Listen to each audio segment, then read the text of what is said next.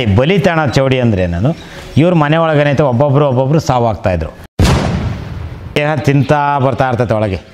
ಆಮೇಲೆ ಫುಲ್ ಪೇಷೆಂಟಾಗಿ ಮನೆಗೆ ಅಂತಾನೆ. ಬಲಿ ತಗೊಬೇಕು ಅಂದ್ರಾಗೆ ಮನುಷ್ಯನಿಗೆ ಏನು ಗೋಚರ ಆಗಲ್ಲ. ನಮಸ್ತೆ ವೀಕ್ಷಕರೇ, ಇದರಲ್ಲಿ ಮಲೆನಾಡು ಚೌಡಿಗಳು ಅಂದರೆ ಅವರು ಜಮೀನುಗಳು ಕಾವಲಿಗೆ ಒಂದು ಚೌಡಿ, ಮನೆ ಕಾವಲಿಗೆ ಒಂದು ಚೌಡಿಗಳು, ಆ ಕಡೆ ಸುತ್ತು ಹೆಜ್ಜೆಗೂ ಒಂದೊಂದು ಚೌಡಿಗಳು ಅವು ಆ ಕಡೆ ಜಾಸ್ತಿ. ಇದರಲ್ಲಿ ನಾನು ಒಂದು ಮನೆಗೆ ಏನೈತೆ ಇಲ್ಲಿ ಬಂದರು, ಅಮ್ಮನ ಹತ್ರ ಕೇಳ್ಕೊಂಡಾಗ ಏನೈತೆ ಅಮ್ಮ ಈ ಥರ ಪರಿಹಾರ ಐತೆ ಅಂತಂದು ಅಲ್ಲಿ ಏನೈತೆ ಮೂರನೇ ವ್ಯಕ್ತಿಗಳು ಇವ್ರ ಚೌಡಿಗಳು ಏನೈತೆ ಕೆಲಸ ಮಾಡ್ದಂಗೆ ಕಟ್ಟಿ ಹಾಕಿಬಿಟ್ಟಾರೆ. ನಾಗ ಯಕ್ಷಿಣಿನೂ ಮಾಡ್ಕೊಂಡಾರ ಅವರು. ನಾಗ ಯಕ್ಷಿಣಿನೂ ಮಗ್ಲಾಗೈತೆ ನೋಡಿ, ತೋರಿಸಿದ್ದೀನಿ ವೀಡಿಯೋದಾಗೈತೆ. ಮತ್ತೇನಾಯ್ತು ಚೌಡಿನೂ ಮಗ್ಲಾಗೈತೆ. ಈ ಕಡೆ ಮಕ್ಕೆ ಇರೋದು ಚೌಡಿ, ಈ ಕಡೆಗೆ ಇರೋದು ನಾಗ ಯಕ್ಷಿಣಿಗಳು. ಆ ನಾಗ ಯಕ್ಷಿಣಿನೂ ಬಂಧನ ಮಾಡ್ಯಾರೆ, ಮತ್ತು ಚೌಡಿನೂ ಬಂಧನ ಮಾಡ್ಯಾರೆ. ಇವೆರಡನ್ನೂ ಬಂಧನ ಬಿಡಿಸಿ ಏನೈತೆ ನಾನು ಬರೋದಕ್ಕೆ ಆ ಜಾಗಕ್ಕೆ ಹೋಯ್ತು. ಮತ್ತು ಅಲ್ಲಿ ಬಲಿತಾಣ ಚೌಡಿ ಅಂದರೆ ನಾನು ಇವ್ರ ಮನೆ ಒಳಗೇನೈತೆ ಒಬ್ಬೊಬ್ಬರು ಸಾವಾಗ್ತಾಯಿದ್ರು. ಮತ್ತು ಇನ್ನೊಂದು ಸಾವಾಗೋದಲ್ದಲೆ ಮದುವೆ ವಿಳಂಬಗಳು, ಶುಭ ಕಾರ್ಯಗಳು, ಸಂತಾನ ಏನೈತೆ ಇವೆಲ್ಲ ಏನೈತೆ ಕಟ್ ಮಾಡಾಗ್ತಾಯಿತ್ತು. ಇದು ಆ ಕೆಲಸ ಮಾಡ್ತಾಯಿತ್ತು ಆ ಚೌಡಿ. ಇವೆಲ್ಲ ಚೌಡಿಗಳನ್ನ ಕಟ್ ಮಾಡಿ ಬೇರೆ ಚೌಡಿ ಬಿಟ್ಟಿದ್ರು ಅವರು.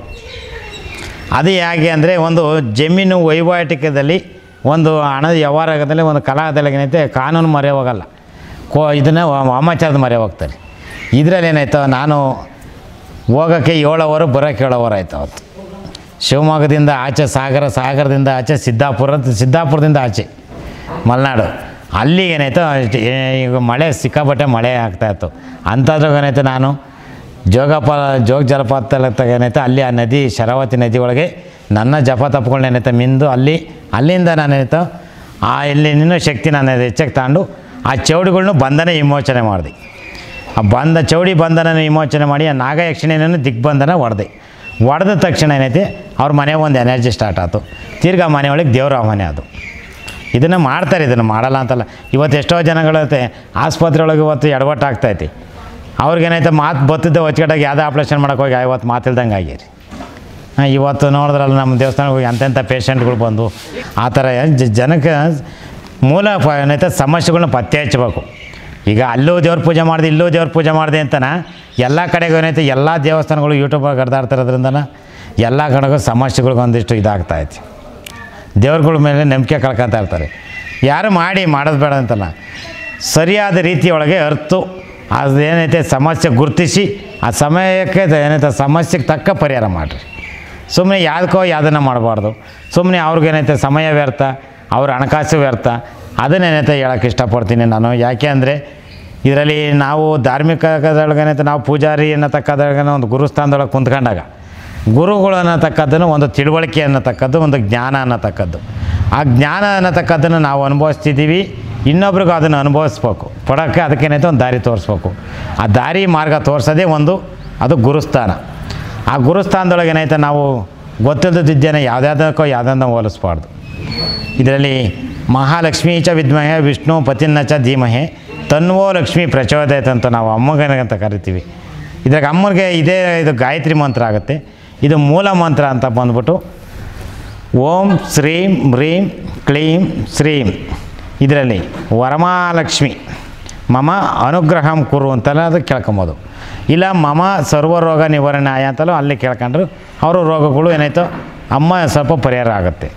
ಇದರಲ್ಲಿ ವರಮಹಾಲಕ್ಷ್ಮಿ ದಿನ ಏನಾಯ್ತೋ ನಾವಿಲ್ಲಿ ಒಂದು ವಿಶೇಷ ಪೂಜೆ ಇಟ್ಕೊಂಡಿರ್ತೀವಿ, ಹೋಮ ಇರುತ್ತೆ. ಅಮ್ಮ ಅವತ್ತೇನಾಯ್ತೋ ಇಲ್ಲಿ ಒಂದು ಶಕ್ತಿ ಪ್ರದರ್ಶನ ಜಾಸ್ತಿ ಇರುತ್ತೆ. ಇದು ಅಮ್ಮನ ಇದು ಪದ್ಧತಿ. ವರ್ಷದಿಂದ ವರ್ಷಕ್ಕೆ ಅಮ್ಮನ ಏನೈತೋ ಈ ವಹಿವಾಟಿಗೆ ನಡೆಸ್ತಾ ಐತಿ. ಇದಕ್ಕೇನೈತೋ ಬಂದು ಈ ಮಲೆನಾಡಿ ಚೌಡಿನೂ ಒಂದು ಏನೈತೆ ಅದರಲ್ಲಿ ದೈವಕ್ಕೂ ಇರ್ತವೆ, ಏನೈತೆ ನಿಜವಾದ ದೈವ ಚೌಡಿನೇ ಬೇರೆ ಇರ್ತವೆ. ಈ ನಾಗ ಯಕ್ಷಿಣಿ ಮತ್ತು ಏನೈತೆ ಇವರು ಒಂದು ಗುರುಗಳ ಸ್ಥಾನದೊಳಗೆ ಏನೈತೆ ಒಬ್ಬರನ್ನ ಬೆಳೆಸ್ತಾ ಹೋಗ್ತಾ ಇರ್ತೈತಿ. ಹೇಳ್ದಂಗೆ ಕೆಲಸ ಮಾಡ್ಕೊಂಡು ಹೋಗೋದು.